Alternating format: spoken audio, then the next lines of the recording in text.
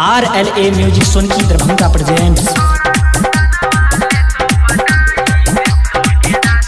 DJ Vijay लंगूरवा।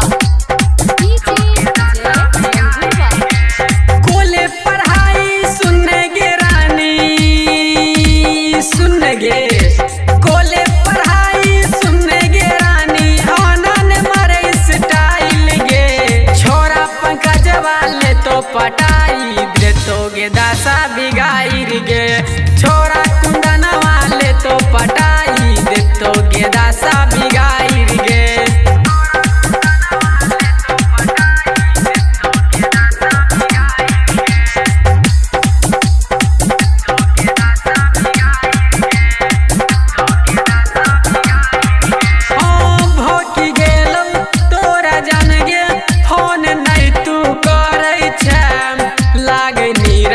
धीरज पेता तू जान गे मरई छा,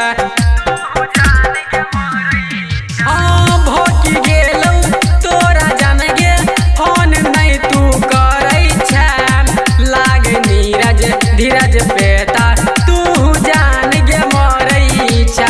अइहा पघारी सुनने गे रानी सुनने गे, अइहा बहेरी सुनने गे रानी, करबो एक बेटराई गे, नता छोरा रंजित वाले तो पटाई दे तो गे दासा बिगाइर गे, छोरा अंकुश वाले तो पटाई दे तो गे दासा बिगाइर गे।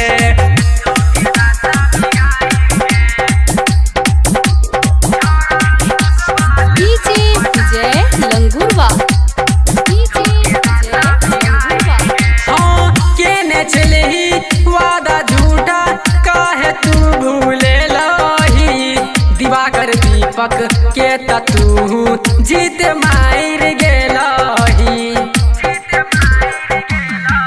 हाँ केने चलही वादा झूठा काहे तू भूले लही, सूरज गोविंद के जान तू मार गेलही। कहै छो आस्तुस आस गे तोरा सुन गे, कहै छो आस्तुस आस गे तोरा, संग रहल कभू भूलैबौ गे, अगे छोरा राजेश वाले तो पटाई दतो गे दासा बिगाइर गे, अगे छोरा सुधीर वाले तो पटाई दतो गे दासा बिगाइर गे।